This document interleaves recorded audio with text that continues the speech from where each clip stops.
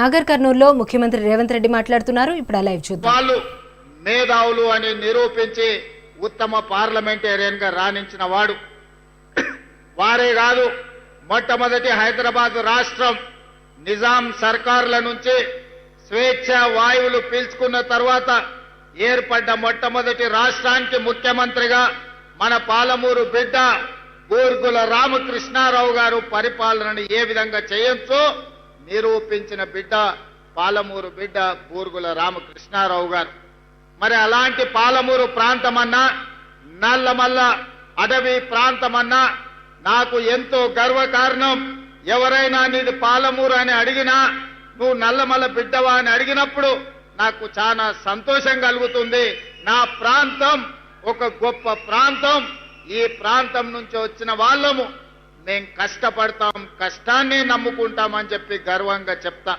పాలమూరు జిల్లా అంటే ఒకనాడు తట్ట పని, పార పని, మట్టి పని, ఎక్కడికైనా ముంబై అయినా పూనా అయినా ఎక్కడైనా వలస పోవాలంటే, ఎక్కడ ప్రాజెక్టులు కట్టాలన్నా, ఎక్కడ తట్ట పని, పార పని, మట్టి పని ఉందంటే పాలమూరు నుంచే పిలిచేవాళ్ళు. అది మనకు అవమానం కాదు. పాలమూరు జిల్లా ప్రజలు కట్టిన ప్రాజెక్టులు ఈ దేశం నలుమూలల ఈనాడు సాగునీరును అందిస్తున్నాయంటే మన రక్తాన్ని చెమటగా మార్చి ఈ మట్టి పని చేయబట్టే ఈ ప్రాజెక్టులు పూర్తయి ఈ దేశం ఇవాళ సస్యశ్యామలంగా మారింది. ఇక డీటెయిల్స్ లోకి వెళ్తే నాగర్ కర్నూలు జిల్లాలో సీఎం రేవంత్ రెడ్డి పర్యటించారు. ఈ సందర్భంగా నల్లమల అంటే ఒకప్పుడు వెనుకబడిన ప్రాంతమని రేవంత్ అన్నారు. పాలమూరు నల్లమల అంటే తనకు ప్రాణమని తెలిపారు. పాలమూరు ప్రజల చెమటతో ప్రాజెక్టుల నిర్మాణం చేస్తున్నట్లు తెలిపారు. గత ఎన్నికల్లో భారీ మెజారిటీ ఇచ్చి గెలిపించాలని ఈ ప్రాంత అభివృద్ధికి కట్టుబడి ఉన్నట్లు రేవంత్ అన్నారు. గిరిజనుల కోసం కాంగ్రెస్ ప్రత్యేక పథకాలు తెచ్చిందన్నారు. రైతులకు బేడీలు వేసి జైలుకు పంపిన ఘనత బీఆర్ఎస్ దే అంటూ విమర్శించారు. 1,35,00,000 మెట్రిక్ టన్నుల ధాన్యం ఉత్పత్తి సాధించామని అన్నారు. అచ్చంపేటలో ప్రతి రైతుకు సోలార్ విద్యుత్ ఇస్తామంటూ రేవంత్ తెలిపారు. అందుకే మిత్రులారా, పరిపాలన మన చేత కాదని, మన వల్ల కాదని, పాలమూరు జిల్లా వాళ్లకు పాలన చేత కాదని అవహేళన చేస్తున్న వాళ్లకు ఇదే దీటైన జవాబు. పాలమూరు వాళ్ళు తట్ట పని, పార పని, మట్టి పని కాదు, పరిపాలనలో కూడా నెంబర్ 1 గా దేశానికి ఆదర్శంగా నిలబడతామని, ఈ దేశానికి తెలంగాణ రాష్ట్రాన్ని ఆదర్శంగా నెంబర్ 1 గా తీర్చిదిద్దుతామని ఈ 16-17 నెలల్లో మనం నిరూపించినాం. కానీ ఇది సరిపోదు, ఇంకా ముందుకు వెళ్ళాలి అనంటే ప్రజలందరూ మమేకమై మనతో కలిసి వచ్చి మా అడుగులో అడిగేసి మమ్మల్ని ఆశీర్వదించి ముందుకు నడపండి. అచ్చంపేటలో ఏ విధంగా అయితే ప్రతి రైతుకు సోలారు పంపు సెట్టు ఇచ్చి విద్యుత్ అవసరం లేకుండా స్వయంగా ఆదాయాన్ని పెంచుకోవడానికి అచ్చంపేటను ఏ విధంగా ఆదర్శంగా తీర్చిదిద్దాలనుకుంటున్నామో తెలంగాణ రాష్ట్రంలో కూడా ప్రణాళికలు చేయాలి. ఈనాడు ఏ పేదల కోసం మా పెద్దలు భట్టి విక్రమార్క గారు చెప్పిండ్రు, ఈ దేశంలో ఈ భూమి మీద జరిగిన ఏ పోరాటమైనా భూమి కోసం లేదా స్వేచ్ఛ కోసం జరిగిన పోరాటాలే. ఆనాడు తెల్లదొరలను ఓడించి తెల్లదొరలను తరిమి ఈ దేశ ప్రజలకు స్వేచ్ఛనిచ్చింది కాంగ్రెస్ పార్టీ.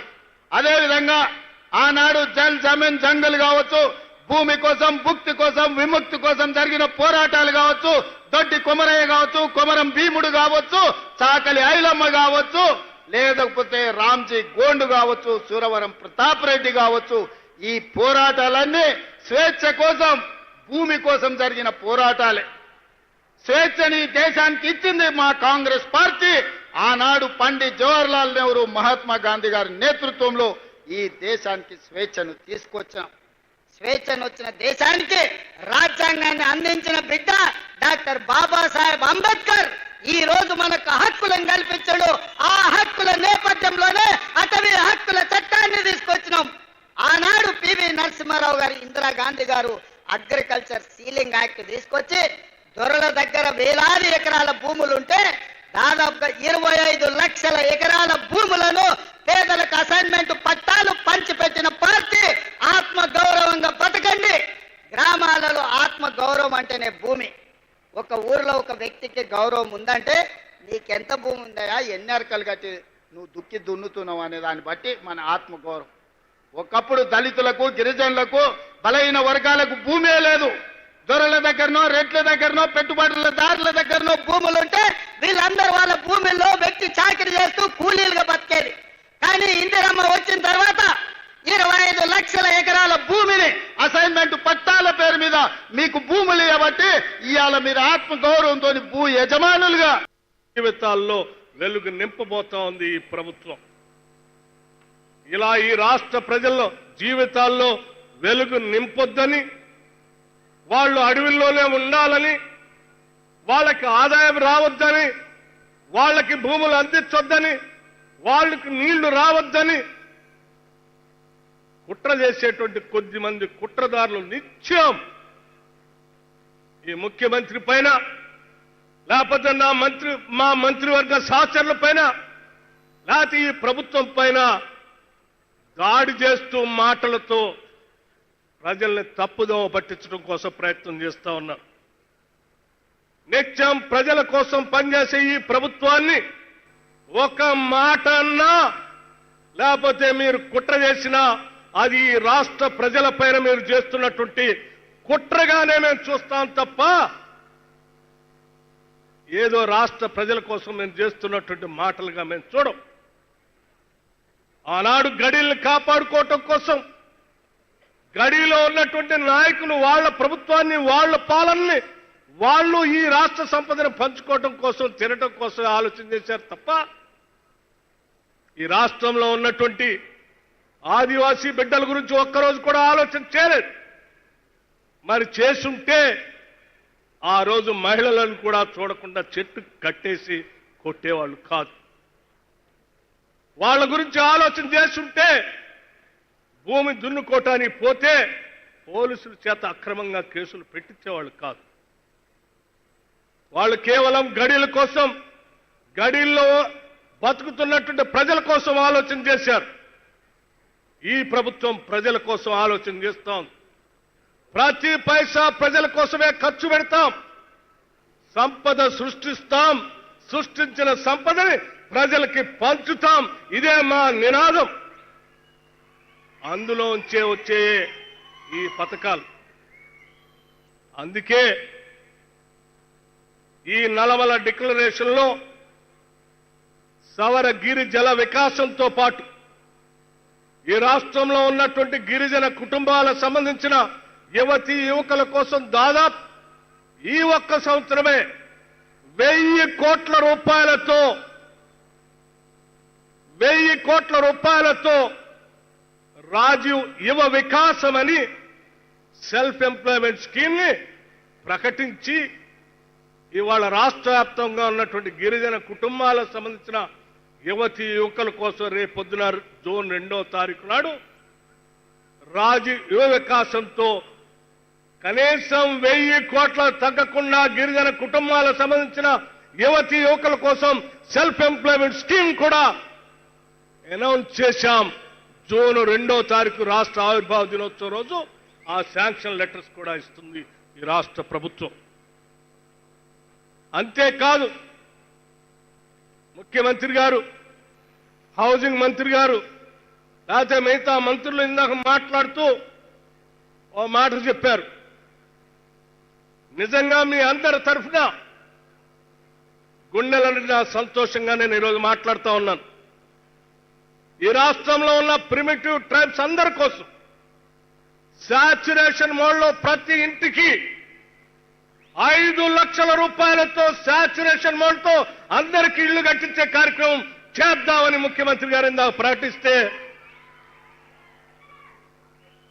ఇల్లు లేనటువంటి కుటుంబాలు వాళ్ళు పడే బాధ, ఆవేదన తెలిసిన వ్యక్తిగా మీ అందరి తరఫున నేను మరొకసారి ముఖ్యమంత్రి గారికి, హౌసింగ్ మంత్రి గారికి ప్రత్యేకమైనటువంటి ధన్యవాదాలు చెప్పడమే కాకుండా యావత్ మంత్రివర్గ సహచరులందరికీ కూడా ధన్యవాదాలు, కృతజ్ఞతలు తెలియజేస్తా ఉన్నాను. మిత్రులారా, ఇది మన ప్రభుత్వం, ప్రజల ప్రభుత్వం. ఇది మన గుల్జార్ హౌస్ ప్రమాదంపై ప్రభుత్వం వెంటనే స్పందించిందని జగ్గారెడ్డి అన్నారు. సీఎం రేవంత్ పరిస్థితిని ఎప్పటికప్పుడు సమీక్షించారని తెలిపారు. సీఎం ఘటనాస్థలికి వెళ్తే సహాయ చర్యలకు ఆటంకం కలిగేదని అన్నారు. ప్రభుత్వంపై కేంద్ర మంత్రి కిషన్ రెడ్డి విమర్శలు తగదన్నారు. కేసీఆర్, కేటీఆర్ డైరెక్షన్లో కిషన్ రెడ్డి విమర్శలు చేశారని జగ్గారెడ్డి మండిపడ్డారు. మంత్రి పొంగులేటికి తనకు మధ్య ఎలాంటి విభేదాలు లేవని కాంగ్రెస్ నేత జీవన్ రెడ్డి స్పష్టం చేశారు. పొంగులేటికి అద్భుతంగా స్వాగతం చెప్పామన్నారు. పొంగులేటికి తనకు మధ్య ఏదో జరిగిందని తప్పుగా అర్థం చేసుకున్నారని అన్నారు. సంజయ్ ఏ పార్టీ ఎమ్మెల్యేనో తనకు తెలియదని, ఆ విషయం స్పీకర్ని అడగాలని జీవన్ రెడ్డి ఎద్దేవా చేశారు.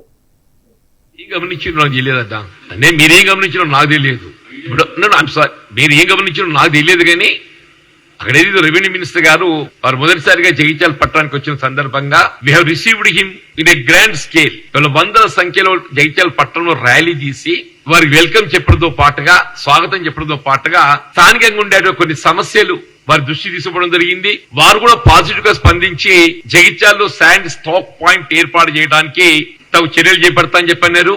తదుపరి రీతిలో వారు is to participate in review programme revenue. మేము వచ్చింది ఏదైతున్నదో మేము వారిని రిసీవ్ చేసుకోవడం పార్టీ పరంగా మా బాధ్యత. మేము రిసీవ్ చేసుకున్నాం, స్థానికంగా ఉండే సమస్యలు వారికి విజ్ఞప్తి చేసినాం. అంతటితోని మా బాధ్యత ముగిసి. ఎవరి పార్టీ ఎమ్మెల్యే నాకు తెలియదు బాబు. I'm sorry, I don't know. మీరు స్పీకర్ గారిని అడగండి ఎవరి పార్టీ. స్పీకర్ గారిని అడగండి ఎవరి పార్టీ. స్పీకర్ గారిని అడగండి ఎవరి పార్టీ. దయచేసి చట్టసభకి ఎంపికైనటువంటి సభ్యుల యొక్క రాజకీయ పార్టీ గుర్తింపు అనేది స్పీకర్ గారి దగ్గర ఉంటే దయచేసి స్పీకర్ గారి దగ్గర వివరాలు సేకరించండి. చట్టసభకి ఎంపికైనటువంటి సభ్యుల యొక్క వివరాలు స్పీకర్ గారి దగ్గర ఉంటే మీరు స్పీకర్ గారి దగ్గర వివరాలు సేకరించండి. Thank you. Basheerbagh press club లో ఎన్టీయూసీ నేతలు తన్నుకున్నారు. సంజీవరెడ్డి వర్గం, అంబటి కృష్ణమూర్తి వర్గాల మధ్య ఘర్షణ చోటు చేసుకుంది. అంబటి కృష్ణమూర్తి ప్రెస్ మీట్ ను సంజీవరెడ్డి అనుచరుడు చంద్రశేఖర్ అడ్డుకున్నారు. దీంతో ఇరు వర్గాల మధ్య వాగ్వాదం చోటు చేసుకుంది. పోలీసులు సంజీవరెడ్డి వర్గీయులను అదుపులోకి తీసుకున్నారు.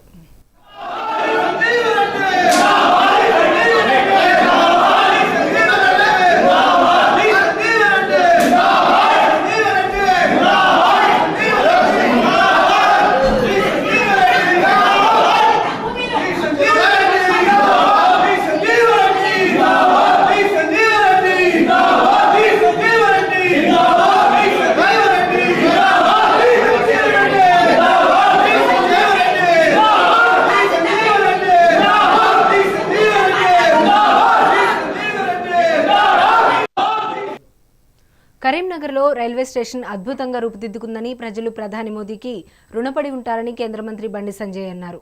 కరీంనగర్ జిల్లాలో అధునాతన వసతులతో నిర్మించిన రైల్వే స్టేషన్ను ఈ నెల 22న ప్రధాని మోదీ వర్చువల్గా ప్రారంభిస్తారని సంజయ్ తెలిపారు.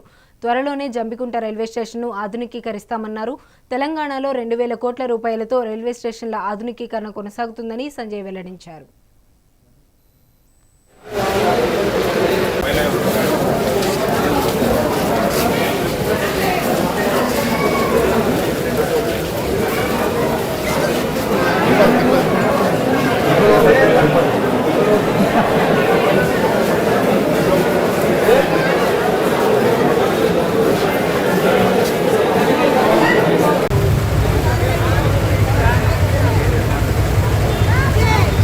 స్థానిక ప్రజలకు ఇబ్బంది కాకుండా, ఈ రోడ్ చాలా బిజీ రోడ్ కాబట్టి ఇబ్బంది కాకుండా 30 లక్షలతో మనం రోడ్డు కూడా నిర్మాణం చేయడం జరిగింది. నిన్న అదనంగా 2 కోట్ల రూపాయలు వెచ్చించి ఈ చుట్టుపక్కల ఉండే ప్రజలకు డ్రైనేజ్ సమస్య ఉందని వాళ్ళు మా దృష్టికి తీసుకొచ్చిన వెంటనే అదనంగా 2 కోట్ల రూపాయలను కేటాయించి ఆ డ్రైనేజ్ సమస్యను కూడా మనం పరిష్కరించడం జరిగింది. నిన్న మొన్న ఆ ప్రజలందరూ చూడని సంతోషాన్ని వ్యక్తం చేశారు. ఆర్ఓబి పని కూడా చాలా క్వాలిటీతో పనిచేస్తున్నారు. కాంట్రాక్టర్ ఇంకా సమయం ఉంది, అయినప్పుడు కూడా ల్యాండ్ ఎక్వేషన్ సంబంధించి కొన్ని సమస్యలు ఉన్నాయి కాబట్టి దాన్ని అధిగమించి ఇలా పనులు చకచకా సాగిస్తున్నాం. ఉప్పల్ సంబంధించి కూడా పాత కాంట్రాక్టర్ పనిని వదిలిపెట్టుకోవడం, పాత కాంట్రాక్టర్ చెల్లించడం. ఇప్పుడు సి గారితో మాట్లాడడం, కొత్త కాంట్రాక్టర్తో మాట్లాడడం. ఉప్పల్ సంబంధించి అధికారులకు సీరియస్ గా ఆదేశాలు జారీ చేయడం జరిగింది. కాంట్రాక్టర్ గుర్తులు కూడా చాలా సీరియస్ గా మాట్లాడడం జరిగింది. నెక్స్ట్ జూన్ చివరి వారం వరకు వన్ సైడ్ పనులు పూర్తి చేసి అప్పచెప్పే విధంగా ఇలా కొత్తగా తీసుకున్న కాంట్రాక్టర్ కూడా హామీ ఇవ్వడం జరిగింది. అధికారులు కూడా అదే విధంగా అదే డేట్ జూన్ టార్గెట్ గా వేసుకొని ప్రజలకు ఇబ్బంది కాకుండా పనులు చేయడానికి సిద్ధం ఉన్నారు. మరీ ఎక్కువ తొందరపడితే కొత్త కాంట్రాక్టర్ వచ్చింది కాబట్టి, కొత్తగా పనులు ప్రారంభించింది కాబట్టి క్వాలిటీ లేకుండా పనిచేసే ప్రమాదం ఉంది కాబట్టి వాళ్ళకి చాలా సీరియస్ గా చెప్పడం జరిగింది. వాటితో పనిచేయాలి, పనులు త్వరితగతిన పూర్తి చేయాలి. ఉప్పల్ సంబంధించి జూన్ నెలాఖరు వరకు ప్రజలకు ఎలాంటి ఇబ్బంది లేకుండా, కనీసం రాకపోకలకు ఇబ్బంది కాకుండా ఉండే విధంగా పనులు చేయాలని చెప్పి ఇలా సంబంధిత కండక్టర్ కూడా ఆదేశించడం జరిగింది. ఇక్కడ స్థానిక ప్రజలకు ఇబ్బంది కాకుండా. కాళేశ్వరంలో సరస్వతీ నది పుష్కరాలు వైభవంగా సాగుతున్నాయి. మాజీ మంత్రి మల్లారెడ్డి పుష్కర స్నానాలు చేశారు. త్రివేణి సంగమంలో పుష్కర స్నానం ఆచరించి నదీమ తల్లికి పట్టుచీర సమర్పించారు. ప్రత్యేక పూజలు చేశారు మల్లారెడ్డి. అనంతరం శ్రీ కాళేశ్వర ముక్తీశ్వర స్వామి ఆలయంలో స్వామివారికి అభిషేకాలు, విశేష పూజలు నిర్వహించారు. కాళేశ్వరంలో పెద్ద ఎత్తున సరస్వతి పుష్కరాలు నిర్వహిస్తున్నారు. తెలంగాణ బాగా అభివృద్ధి చెందాలని కోరుకున్నట్లు మల్లారెడ్డి తెలిపారు.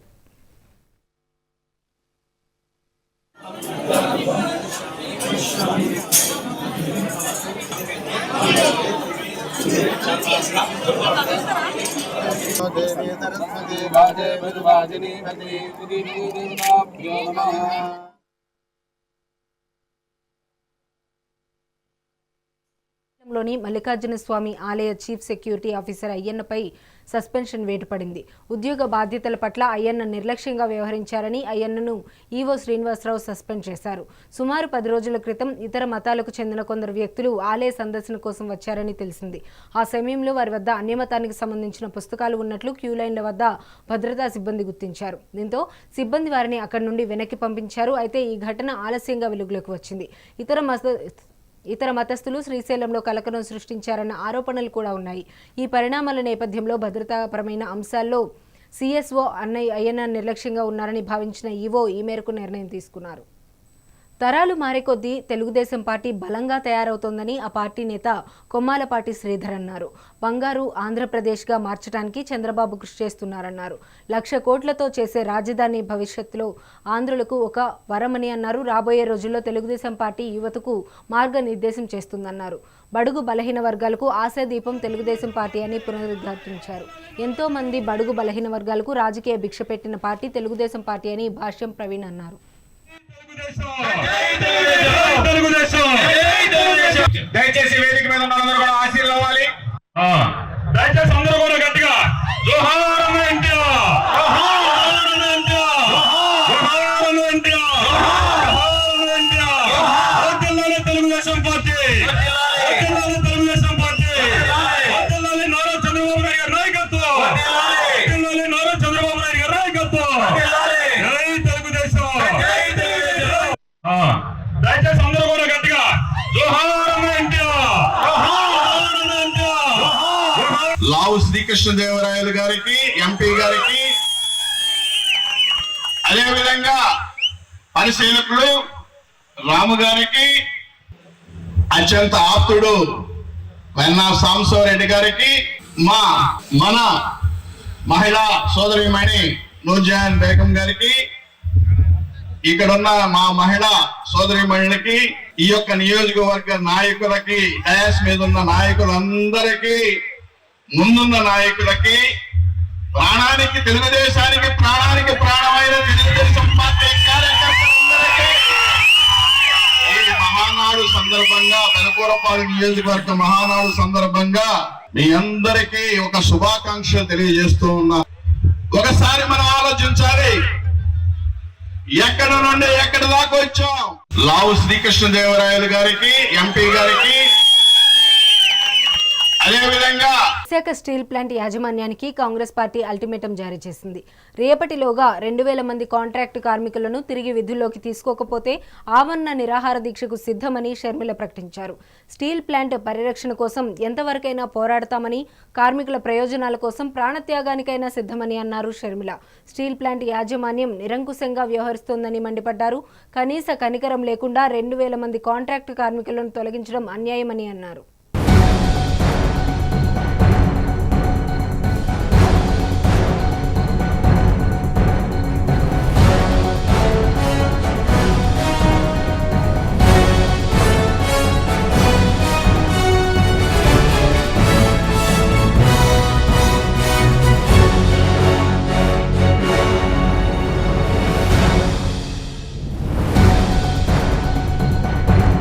బ్రేకింగ్ న్యూస్ చూస్తున్నాము. సుప్రీంకోర్టు మరో కీలక తీర్పిచ్చింది. విదేశాల నుంచి వచ్చిన శరణార్థులు భారతదేశం నుండి వెళ్లిపోవాలంటూ జస్టిస్ దీపాంకర్ దత్తా తీర్పిచ్చారు.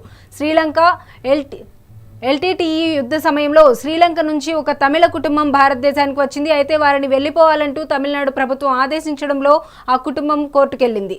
మద్రాస్ హైకోర్టు కూడా తమిళ కుటుంబానికి వ్యతిరేకంగా తీర్పు ఇవ్వడంతో అతను సుప్రీంకోర్టుకు వెళ్లాడు. ఈ కేసుపై విచారణ జరిపిన అత్యున్నత న్యాయస్థానం ఇవాళ తుది తీర్పు ఇచ్చింది. భారతదేశం ధర్మశాల కాదన్న జస్టిస్ దత్తా ఏ హక్కుతో భారతదేశంలో ఉంటున్నావని ప్రశ్నించింది. విదేశీ శరణార్థులను పోషించడం కుదరదని తేల్చి చెప్పింది. ఇప్పటికే 140 కోట్ల భారతీయులతో సతమతమవుతున్నామని తెలిపింది. అంతేకాదు శ్రీలంకలో తన ప్రాణాలకు హాని ఉందన్న పిటిషనర్ వాదనను కొట్టిపారేసింది. శ్రీలంక కాకపోతే మరేదైనా దేశానికి వెళ్లాలని స్పష్టం చేసింది. గతంలో కూడా సుప్రీంకోర్టు శరణార్థులపై కీలక తీర్పులు ఇచ్చింది. 2018లో అసోంలో ఉంటున్న 7 రోహింగ్యాలను వెంటనే దేశం నుంచి విడిచిపోవాలంది. తాజాగా కూడా రోహింగ్యాలపై ఇదే తీర్పిచ్చింది అత్యున్నత న్యాయస్థానం. విదేశీ శరణార్థులను పోషించడం కుదరదని తేల్చి చెప్పింది. ఇప్పటికే 140 కోట్ల భారతీయులతో సతమతమవుతున్నామని తెలిపింది. ఇక ఇదే అంశంపైన మరింత సమాచారాన్ని మా ఇన్పుట్ ఎడిటర్ శ్రీనివాస్ లైవ్ ద్వారా అందిస్తారు. శ్రీనివాస్, చెప్పండి. ఇక సుప్రీంకోర్టు మరొక తీర్పు అయితే వెలువరించింది. దీంతో మరి ఇక భారతదేశం అనేది మరి విదేశాల నుంచి వచ్చే శరణార్థులకు ఇది ధర్మశాల కాదు, సో మీరంతా కూడా దేశం విడిచిపెట్టి వెళ్ళిపోవాలని సుప్రీంకోర్టు అత్యున్నత న్యాయస్థానం అయితే ఒక తీర్పు వెలువడడం అయితే మనం చూడొచ్చు. ఇక దీంట్లో మరి జస్టిస్ దీపాంకర్ దత్తా ఈరోజు కీలక తీర్పు అయితే వెలువరించారు. సో దీంట్లో మరి శ్రీలంక ఎల్టీటీ యుద్ధ సమయంలో శ్రీలంక నుంచి ఓ తమిళ కుటుంబం భారతదేశానికి అయితే వచ్చింది. సో అప్పటి నుంచి కూడా వారు ఇక్కడే తలదాచుకుంటున్నారు. అయితే తాజాగా వారి ఇక్కడి నుంచి తమిళనాడు వెళ్ళిపోవాలంటూ కూడా ఇప్పటికే తమిళనాడు ప్రభుత్వం ఆదేశించింది. ఆ కుటుంబం సుప్రీంకోర్టును ఆశ్రయించింది. మొదటగా మరి తమిళనాడు హైకోర్టును ఆశ్రయించిన నేపథ్యంలో తమిళనాడు హైకోర్టు కూడా మరి ఈ దేశం విడిచిపెట్టి వెళ్ళిపోవాలి అని తీర్పిచ్చిన నేపథ్యంలో ఇప్పుడు తాజాగా వాళ్ళు సుప్రీంకోర్టును కూడా ఆశ్రయించారు. ఈ కేసుపై మరి విచారణ జరిపిన జస్టిస్ దత్తా అయితే మరి అత్యున్నత న్యాయస్థానం తరపున ఇవాళ ఒక తుది తీర్పు అయితే వెలువరించారు. సో మొత్తానికి భారతదేశం ధర్మశాల కాదు అని చెప్పి కూడా జస్టిస్ దత్తా స్పష్టం చేశారు. ఏ హక్కుతో కూడా మీరు ఇక్కడ భారతదేశంలో ఉంటున్నారని ఆయన ప్రశ్నించారు. సో విదేశీ శరణార్థులను ఇక్కడ పోషించడం కుదరదని చెప్పి కూడా చెప్పడం జరిగింది. ఇప్పటికే 140 కోట్ల మంది భారతీయులు ఇక్కడ మరి ఈ దేశంలో నివసిస్తున్నారు. సో వీరితోనే మేము సతమతం అవుతున్నాం. సో మా తర్వాత మీకు శరణార్థులకు ఇక్కడ ఆశ్రయం లేదని తేల్చి చెప్పడం అయితే మనం చూడొచ్చు. మొత్తానికి ఇదే క్రమంలో మరి శ్రీలంకలో తమకు ప్రాణహాని ఉందని చెప్పిన ఎవరైతే పిటిషనర్ ఉన్నారో ఆ పిటిషనర్తో పాటు ఆ దేశం కాకుండా ఇంకే దేశమైనా వెళ్ళిపోవాలి, ఇండియాలో ఉండడానికి వీల్లేదని చెప్పడం అయితే చూడొచ్చు. ఏపీ మహిళా కమిషన్ చైర్పర్సన్గా రాయపాటి శైలజ పదవీ బాధ్యతలు చేపట్టారు. ఈ సందర్భంగా నమ్మకంతో బరువైన బాధ్యతను అప్పచెప్పినందుకు బాధ్యతగా విధులు నిర్వహిస్తానని ఆమె అన్నారు. మహిళా హక్కులు, సంక్షేమ సాధనకు తోడ్పడతానంటూ తెలిపారు. గత 5 ఏళ్లలో మహిళా కమిషన్ తూతూ మంత్రంగా వ్యవహరించిందని ఆరోపించారు. పార్టీలకు అతీతంగా అందరికీ న్యాయం చేస్తానని తెలిపారు. రాష్ట్రంలో డ్రగ్స్, గంజాయి లేకుండా చేయాలని కూటమి ప్రభుత్వం ప్రయత్నం చేస్తోందని అన్నారు. సోషల్ మీడియాను ఇష్టానుసారంగా ఉపయోగిస్తూ మహిళల పట్ల అసభ్యకరంగా సోషల్ మీడియాలో పోస్టులు పెడితే ఊరుకునేది లేదని, చర్యలు తప్పనిసరిగా తీసుకుంటామని శైలజ అన్నారు.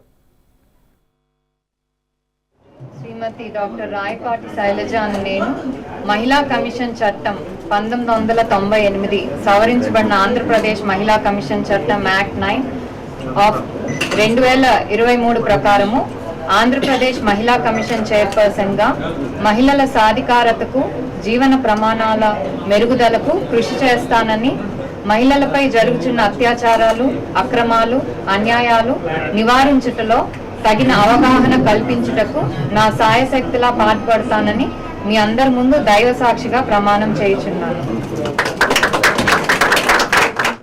శ్రీమతి డాక్టర్ రాయపాటి శైలజ అని నేను ఆంధ్ర రాష్ట్రంలో మహిళలందరికీ ఏ ఇబ్బంది కలిగినా కూడా ఎక్కడైనా మీకు అన్యాయం జరుగుతుందనుకుంటే, మీ హక్కులు కాలు రాస్తున్నారనుకుంటే తప్పకుండా మీరు నేరుగా వచ్చి మహిళా కమిషన్ని సంప్రదించవచ్చు. గత 5 ఏళ్లలో కూడా చూసాం, మహిళా కమిషన్ కేవలం అదొక నామకే వాస్తేలా మిగిలిపోయింది. ఎవరికి న్యాయం జరగలేదు. ఎందుకంటే అమరావతి రైతులకు ఏదైతే అన్యాయం జరుగుతున్నప్పుడు నేను కూడా మహిళా కమిషన్ని సంప్రదించాను. ఇక్కడ న్యాయం జరగకపోతే మళ్ళీ నేషనల్ విమెన్ కమిషన్ కూడా వెళ్ళాల్సిన పరిస్థితి మాకు వచ్చింది. అలాంటి పరిస్థితి నాకు ఇచ్చిన ఈ బాధ్యత ఏదైతే ఈ 2 ఏళ్ల పదవీ కాలంలో ఉందో ఇక్కడ రాష్ట్రంలోని ఏ మహిళకు అలాంటి పరిస్థితి రాకుండా బాధ్యతగా నా కర్తవ్యాన్ని నిర్వర్తిస్తాను. ఇది ఏ పార్టీకి అండగా నిలబడే ఒక పొజిషన్ కాదండి. ఎవరైనా సరే, ప్రతి పార్టీ వాళ్ళు ఏ పార్టీ అనే అఫిలియేషన్ కాకుండా ఎవరైనా సరే మహిళా కమిషన్ న్యాయం చేస్తుంది. ఇది ఆంధ్రప్రదేశ్ ప్రభుత్వం చేత ఇచ్చిన పోస్ట్ కాబట్టి ప్రతి ఒక్కరికి న్యాయం జరిగేలా ఎవరి పక్కన కూడా బయాస్ లేకుండా అందరు న్యూట్రల్గా ఉంటూ ప్రతి ఒక్కరికి న్యాయం జరిగేలా చేస్తాము. అలాగే రాష్ట్రంలో పరిస్థితులు బట్టి ఇప్పుడున్న ప్రభుత్వం ఏంటంటే ఆంధ్ర రాష్ట్రంలో ఎక్కడా కూడా డ్రగ్స్ గంజాయి అనేది లేకుండా చూడాలనే ఒక ఇదితో ముందుకెళ్తుంది. ఆంధ్ర రాష్ట్రంలో మహిళలందరికీ ఏ ఇబ్బంది కలిగినా కూడా వైసీపీ మాజీ ఎంపీ నందిగం సురేష్ కు మంగళగిరి కోర్టు 14 రోజుల రిమాండ్ విధించింది. తుళ్లూరు పోలీస్ స్టేషన్లో నమోదైన కేసులో రిమాండ్ విధించి గుంటూరు సబ్ జైలుకు పోలీసులు తరలించారు. కాగా గతంలో టీడీపీ కార్యకర్త రాజుపై దాడి చేసిన ఘటనలో తుళ్లూరు పోలీసులు కేసు నమోదు చేశారు. ఈ నేపథ్యంలో సబ్ జైలు ఆవరణలోకి వైసీపీ నేతలు కార్యకర్తలు తోసుకొని వచ్చారు. దీంతో పోలీసులు వారిని బయటకు పంపారు. నేతలు కార్యకర్తలను బయటికి పంపే విషయంలో పోలీసులకు వైసీపీ నేత డైమండ్ బాబుకు స్వల్ప వాగ్వాదం జరిగింది. జగిత్యాల జిల్లా మల్యాల మండలం కొండగట్టు ఆంజనేయ స్వామిని బోయినపల్లి వినోద్ కుమార్ దర్శించుకున్నారు. స్థానిక బీఆర్ఎస్ నాయకులతో కలిసి ఆంజనేయ స్వామిని దర్శించుకొని ప్రత్యేక పూజలు నిర్వహించారు. అనంతరం ఆలయ అర్చకులు వేదాశీర్వచనం చేసి స్వామివారి శేష వస్త్రాలు బహుకరించి తీర్థ ప్రసాదాలు అందజేశారు. అనంతరం ఏర్పాటు చేసిన సమావేశంలో పలువురు బీజేపీ, కాంగ్రెస్ పార్టీల నుండి బీఆర్ఎస్లో చేరారు. ఈ సందర్భంగా రాష్ట్రం నలువైపుల నుండి ఎంతమంది భక్తులను ఆకర్షించే దేవాలయం కేవలం కొండగట్టు మాత్రమేనని బోయినపల్లి వినోద్ కుమార్తో పాటుగా చొప్పదండి మాజీ ఎమ్మెల్యే శంకర్లు అన్నారు. ప్రభుత్వం తన వంతు పాత్రగా దేవాలయాన్ని అభివృద్ధి చేయాలని కోరారు. మరి విస్తృతంగా భక్తులను ఆకర్షించి ఇక్కడికి వచ్చే విధంగా చేస్తారు. కొండగట్టు దేవాలయము నేటిది కాదు, పురాతనమైన దేవాలయం. మరి అంచెలంచెలుగా మరి ఈ కొండగట్టు దేవాలయం అంటే ఆంజనేయ స్వామి పేరట ఒక దేవాలయంలో ఇంతమంది భక్తుల్ని ఆకర్షించే దేవాలయం నా దృష్టిలో భారతదేశంలో ఎక్కడ లేదు. రామాలయాలున్నాయి, వెంకటేశ్వర స్వామి దేవాలయాలున్నాయి, శైవ క్షేత్రాలు ఉన్నాయి, అమ్మగారి దేవాలయాలు ఉన్నాయి. కానీ ఆంజనేయ స్వామి దేవాలయము మరి ఇంతమంది భక్తుల్ని మరి ఈరోజు ఇక్కడికి వచ్చే విధంగా మరి ఆంజనేయ స్వామి వాళ్ళందరినీ భక్తులకి ఇక్కడ వచ్చే సందర్భంలో వసతులు కల్పించాల్సినటువంటి బాధ్యత ప్రభుత్వాలపైన ఉంటుంది. కాబట్టి ఆ దృష్టితోనే మరి కేసీఆర్ గారి నాయకత్వాన మేము మీ అందరికీ తెలుసు మరి ఒక కేవలము 5 ఎకరాల 30 గుంటలు కన్ఫైన్ అయినటువంటి దేవాలయ భూమిని మరి ఈ బ్లూ రంగులో ఉన్నటువంటి ప్రభుత్వ భూమి మొత్తం కూడా ఈ దేవాలయానికి కేటాయించి ఒక గొప్ప పుణ్యక్షేత్రంగా తీర్చిదిద్దాలని చెప్పి ఆలోచన చేసి మరి అడుగులు వేసడం. తెలంగాణ రాష్ట్రాన్నే ఒక ఆధ్యాత్మిక కేంద్రంగా మార్చినటువంటి మాన్యులు, తొలి ఈ రాష్ట్ర ముఖ్యమంత్రి వర్యులు, రాష్ట్ర సాధకులు గౌరవనీయులు కేసీఆర్ గారి సారథ్యంలో కొండగట్టు అంజన్న క్షేత్రంతో పాటుగా తెలంగాణ రాష్ట్రంలో యాదాద్రి, ధర్మపురి, వేములవాడ, జోగులాంబ ఇలాంటి ఆలయాలన్నీ కూడా చాలా అద్భుతంగా మరి తీర్చిదిద్దడంలో వేలాది కోట్లు, వందలాది కోట్లుగా విడుదల చేసి ఈ వారు చేయనటువంటి లోక కళ్యాణార్థం వారు చేయనటువంటి యాగాలు, పూజలు ఏవి కూడా లేవు. మనందరికీ కూడా విదితమే. పెండింగ్లో ఉన్న 8,000 కోట్ల ఫీజు బకాయిలను వెంటనే చెల్లించాలని బీఆర్ఎస్వీ రాష్ట్ర కార్యదర్శి నాగారం ప్రశాంత్ డిమాండ్ చేశారు. ఈ మేరకు ఓయూ ఆర్ట్స్ కళాశాల వద్ద కాంగ్రెస్ ప్రభుత్వానికి వ్యతిరేకంగా బీఆర్ఎస్వీ ఆధ్వర్యంలో నిరసన తెలిపారు. ఈ సందర్భంగా కాంగ్రెస్ ప్రభుత్వం గద్దెనెక్కిన తర్వాత విద్యాశాఖను పూర్తిగా గాలికి వదిలేసిందని నాగారం ప్రశాంత్ అన్నారు. తెలంగాణ రాష్ట్రంలో విద్యార్థులు తమ సమస్యలను చెప్పుకోవడానికి కనీసం విద్యాశాఖ మంత్రి కూడా లేడు అని మండిపడ్డారు. తెలంగాణ రాష్ట్రంలో ఉన్న degree, PG, engineering professional course విద్యార్థులకు మొత్తం పెండింగ్లో ఉన్న స్కాలర్షిప్లను వెంటనే విడుదల చేయాలని కోరారు. విద్యాశాఖ మంత్రిని వెంటనే ఫీజు బకాయిలు వెంటనే నియమించాలి, ఫీజు నియంత్రణ కమిటీని వెంటనే కాంగ్రెస్ పార్టీ అధికారంలోకి వచ్చిన తర్వాత విద్యా వ్యవస్థను పూర్తిగా సర్వనాశనం చేసి గాలికి వదిలేస్తుంది. కాబట్టి కాంగ్రెస్ పార్టీకి ఒకటే మేము తెలియజేస్తా ఉన్నాం, ఇప్పటికి కూడా కాంగ్రెస్ పార్టీ అధికారంలోకి వచ్చిన తర్వాత ఏ ఒక్కసారి కూడా ఫీజు రియంబర్స్మెంట్ ఇవ్వలేదు. దానికి 8,000 కోట్ల పెండింగ్ బకాయిలు అయిపోయినాయి. దానివల్ల ఫీజు రియంబర్స్మెంట్ రాక ఇక్కడ విద్యార్థులను ప్రైవేట్ విద్యా సంస్థలు కానీ బాగా ఇబ్బంది పెడతా ఉన్నారు. కాబట్టి ఫీజు రియంబర్స్మెంట్ రాకపోవడం వల్ల ఎంతో మంది విద్యార్థులు డ్రాప్ అవుట్ అవుతున్నారు.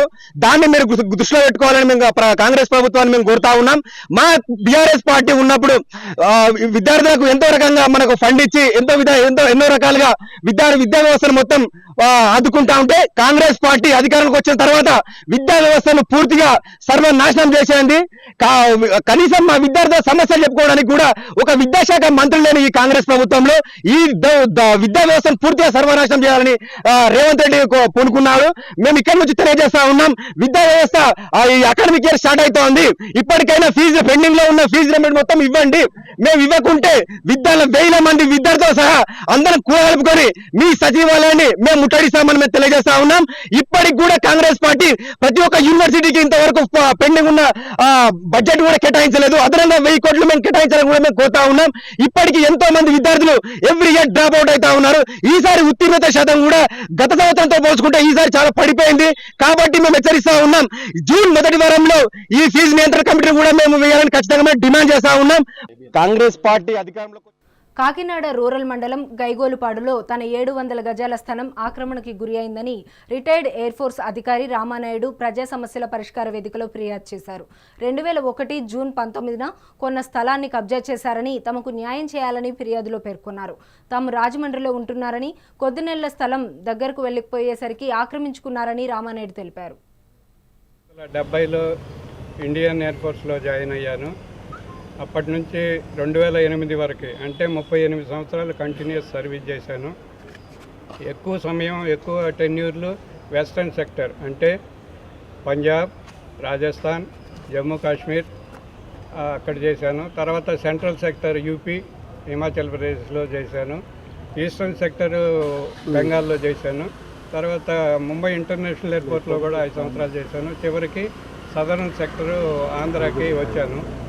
నేను 9 ఎయిర్ ఎన్సీసీలో చీఫ్ ఇన్స్ట్రక్టర్గా అడ్మిన్ ఆఫీసర్గా చేస్తున్నప్పుడు ఇక్కడ 2 సైట్లు కొన్నాము. 350 గజాలు ఒకటి గైగొల్లపాడులో, నా పేరు మీద ఒక సైటు, మా శ్రీమతి పేరు మీద ఒక సైటు. అది 2018 వరకు ఖాళీగా ఉన్నాయి.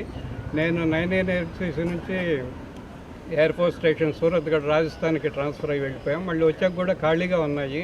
కాకపోతే కోవిడ్ సమయంలో మేము ప్రతి నెల వచ్చి చూసుకోలేకపోయాం. ఆ సమయంలో అవి ఆక్రమణకు గురయ్యాయి. ఒక దాంట్లో ఓపెన్ షెడ్ వేశారు, ఇంకో దాంట్లో క్లోజ్డ్ షెడ్ వేసుకొని ఎవరో ఉంటున్నారు. మేము వెళ్ళడితే కొద్దిగా దురుసుగా మా మీదకి వస్తూ మాట్లాడుతున్నారు అని ఇంకా మేము సరేలే వీళ్ళతో మనం పడలేము, మన వయసు పోతే పిల్లల చదువులు అవి చూసుకోవాలి కదా. నాకు కొడుకులు లేరు, 2 ఆడపిల్లలు కావాలి, పిల్లలు వాళ్ళ జీవితం ముందు చూడాలని ఇన్ని రోజులు ఉన్నాం. ఇప్పుడు ఈ ప్రభుత్వం మారాక చర్యలు మొదలెట్టాం. నారా చంద్రబాబు నాయుడు ముఖ్యమంత్రి గారికి నారావారిపల్లికి వెళ్ళి అర్జీ అందజేశాం.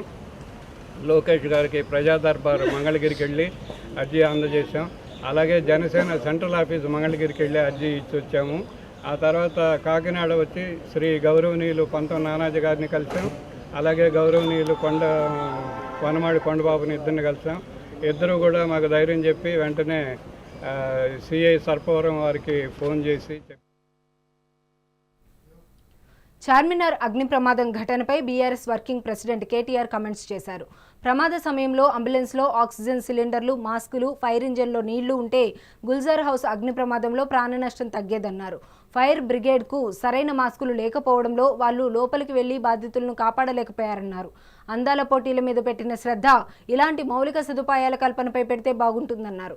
125 సంవత్సరాల నుంచి చార్మినార్ దగ్గర ఉంటున్న అగర్వాల్ కుటుంబంలో 17 మంది చనిపోవడం హైదరాబాద్ చరిత్రలోనే విషాదకరమన్నారు. బాధిత కుటుంబ సభ్యులకు 25 లక్షల నష్టపరిహారం ఇవ్వాలని కేటీఆర్ డిమాండ్ చేశారు.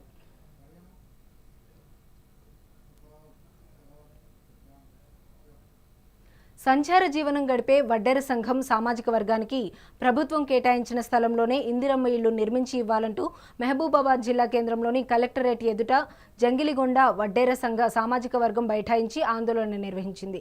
ఈ సందర్భంగా ప్రభుత్వ అధికారులకు వ్యతిరేకంగా నినాదాలు చేశారు. ఈ సందర్భంగా వడ్డెర సామాజిక వర్గం ప్రతినిధి వెంకన్న 2008 సంవత్సరంలో ఆంధ్రప్రదేశ్ రాష్ట్ర ప్రభుత్వం వడ్డెర సంఘం సంయుక్తంగా 210 సర్వే నెంబర్లో 4 ఎకరాల భూమిని కొనుగోలు చేశామన్నారు. 2018లో తెలంగాణ ప్రభుత్వం వడ్డెర కులస్తులకు పట్టాలు ఉన్న భూముల్లో బీఆర్ఎస్ ప్రభుత్వం 1,26,00,000 కేటాయించిందని తెలిపారు. వడ్డెర కులస్తులం సంచార జీవనం గడుపుతూ ఇతర ప్రాంతాలకు వెళ్లి తిరిగి వచ్చేసరికి ఆ స్థలాల్లో విద్యుత్ సబ్స్టేషన్లకు కేటాయించారని ఆవేదన వ్యక్తం చేశారు. ఈ ఆందోళన కార్యక్రమంలో వడ్డెర సామాజిక సంఘం వారు పాల్గొన్నారు.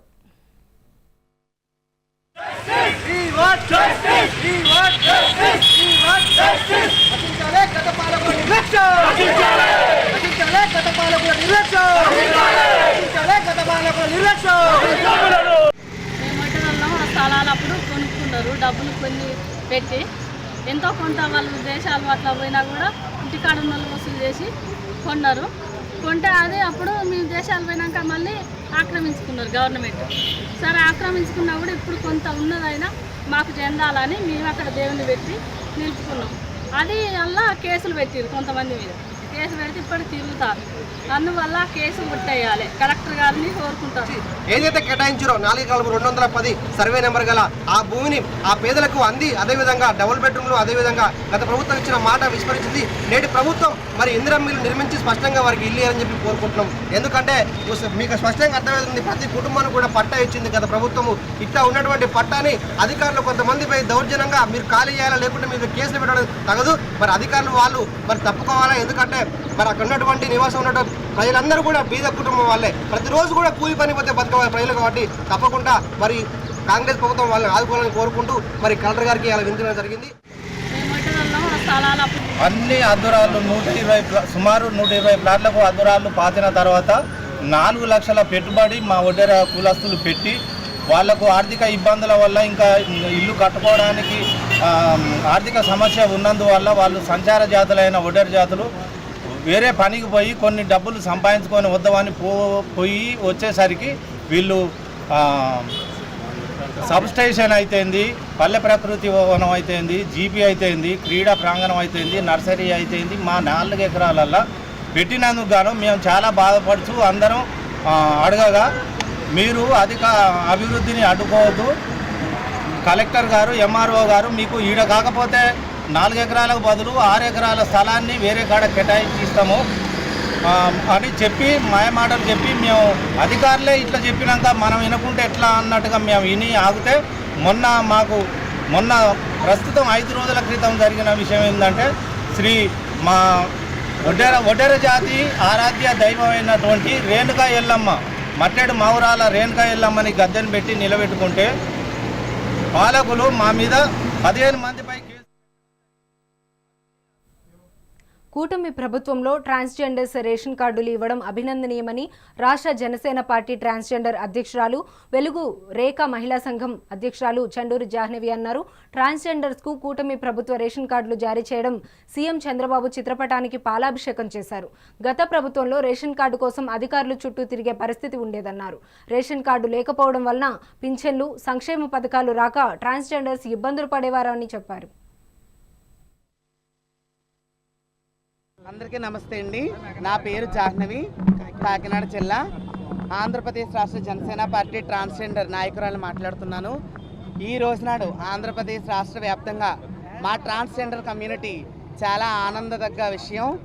ఎందుకంటే ఎప్పటి నుంచో మాకు రేషన్ కార్డులు అనేవి ఏనాటి నుంచో కొంతమందికి చాలామందికి లేవు. ఎప్పుడో 2018లో నారా చంద్రబాబు నాయుడు గారి ఆధ్వర్యంలో కొంతమందికి కొన్ని రేషన్ కార్డులు అనేవి ఇవ్వడం జారీ చేయడం జరిగినది. అప్పట్లోనే కొంతమందికి పెన్షన్లు కూడా ఇచ్చారు. దాని తర్వాత వైఎస్ జగన్మోహన్ రెడ్డి గారి హయాంలో మేము రేషన్ కార్డ్స్కి చాలాసార్లు అప్లై చేయడం, చాలా సమస్యలు ఎదుర్కోవడం, కలెక్టర్ ఆఫీస్ చుట్టూ తిరగడము, పెన్షన్ల కోసం కలెక్టర్ ఆఫీస్లో ఆర్జీలు పెట్టడం, గ్రీవెన్స్లో ఆర్జీలు పెట్టడం, నాయకులు వస్తే కలవడం, చాలా సమస్యలు, చాలా ఇబ్బందులు మేము ఎదుర్కొన్నాము. ఈ రోజునాడు కూటమి ప్రభుత్వంలో నారా చంద్రబాబు నాయుడు గారికి, పవన్ కళ్యాణ్ గారికి, నాదెండ్ల మనోహర్ గారికి, కార్పొరేషన్ చైర్మన్ సివిల్ సప్లైస్ తోట సుధీర్ గారికి, ఎంపీ ఉదయ్ శ్రీనివాస్ గారికి మేము కృతజ్ఞతలు తెలియజేసుకుంటున్నాము. ఎందుకంటే మా పార్టీ వచ్చిన తర్వాత మా పార్టీ నాయకుల దగ్గరికి వెళ్ళి, అయ్యా మాకు రేషన్స్ లేవు, మేము చాలామంది రేషన్ తీసుకోవట్లేదు, మన రాష్ట్ర వ్యాప్తంగా చాలామంది హిజ్రాలకు రేషన్ కార్డులు లేవండి, పెన్షన్ లేవని మేము ఒక్క ఆర్జీ పెట్టడమే జరిగింది. ఒక్క ఆర్జీ పెట్టిన ఒక్క వారంలోనే నాదెండ్ల మనోహర్ గారు మరియు పవన్ కళ్యాణ్ గారు, చంద్రబాబు నాయుడు గారు, తోట సుధీర్ గారు వీరు నలుగురు కలిసి మాకు ఎంతో చక్కటి అవకాశాన్ని ఇచ్చి వితిన్ 1 వీక్లో మాకు రాష్ట్ర వ్యాప్తంగా ఉన్న సమావేశం సందర్భంగా పాలాభిషేకాన్ని నిర్వహించడం జరిగినది. ఎందుకంటే మా నాయకుడు ఇక్కడ ఉండబట్టి, పార్టీలో మేము ఉండబట్టి మమ్మల్ని సార్ మాకు ఇది ప్రాబ్లం అనగానే ఆయన ద్వారా మేము మనోహర్ గారిని కలవడం, మనోహర్ గారు వెంటనే పాజిటివ్ రెస్పాన్స్ ఇచ్చి మాకు వితిన్ 1 వీక్లో కావాలని మేము, అలాగే వెల్ఫేర్ బోర్డు కావాలని గౌరవనీయులైన చంద్రబాబు నాయుడు గారిని విజ్ఞప్తి చేసుకుంటున్నాము. పవన్ కళ్యాణ్ గారికి, మా ట్రాన్స్జెండర్ కమ్యూనిటీ అందరికీ కూడా వెల్ఫేర్ బోర్డు, కార్పొరేషన్ కావాలని ఈ సభాముఖంగా మేము తెలియజేసుకుంటున్నాము. అందరికీ నమస్కారం అండి. ఈ రోజున కాకినాడ పట్టణంలో ఒక అత్యద్భుతమైనటువంటి కార్యక్రమం ఈ సాయం సమయంలో ముందుగా ఏర్పరిచినటువంటి మా జనసేన పార్టీ నాయకురాలు జాహ్నవి గారికి నేను ముందుగా వారికి శుభాకాంక్షలు తెలియజేస్తున్నాను.